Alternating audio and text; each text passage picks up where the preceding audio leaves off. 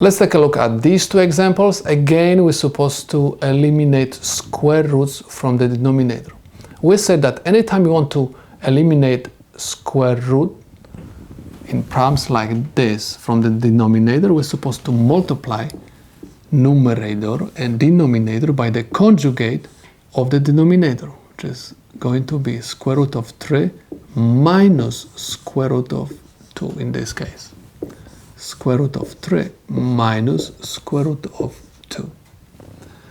Now we have multiplication of fractions. Remember, anytime we multiply fractions, we have to multiply numerator by numerator and denominator by the denominator. Square root of 3 minus square root of 2, and I have square root of 3 minus square root of 2. These two terms are identical. That's why I'm going to write that this is equal to square root of 3 minus square root of 2 to the second power. In the denominators, we're supposed to apply this formula.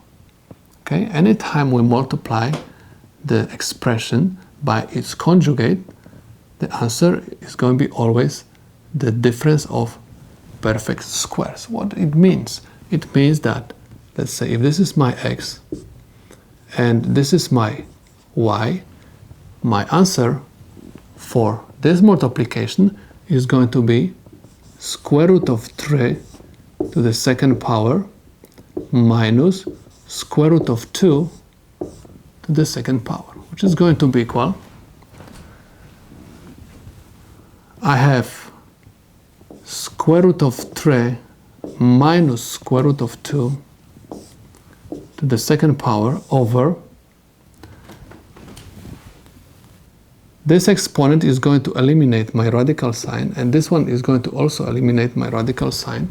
That's why I'm going to have 3 minus 2, and this is equal square root of 3 minus square root of 2 to the second power over 1, and this is equal square root of 3 minus square root of 2 to the second power.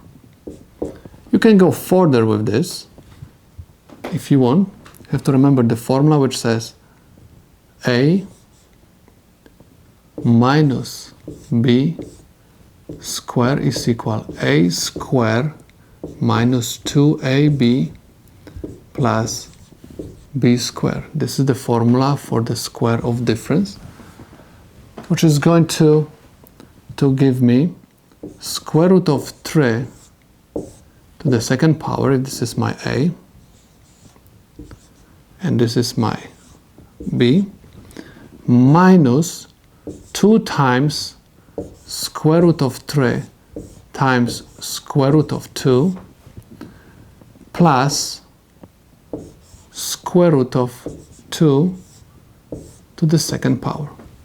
This exponent is going to eliminate my radical sign, and this exponent is going to eliminate my radical sign. That's why this is going to be equal 3 minus 2. I'm going to use radicals properties.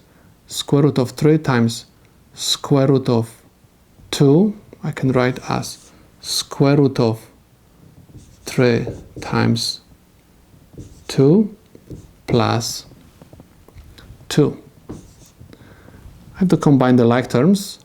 3 plus 2 gives me 5 minus 2 square root of 3 times 2 is 6.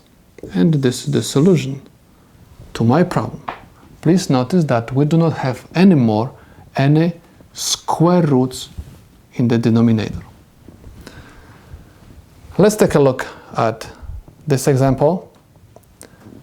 What we're supposed to do first, we have to multiply denominator and numerator by the conjugate of the denominator. In this case, conjugate is going to be square root of a plus square root of b. Square root of a plus square root of b. This is going to be equal. Remember, anytime we multiply fractions, we have to multiply numerator by numerator and denominator by denominator.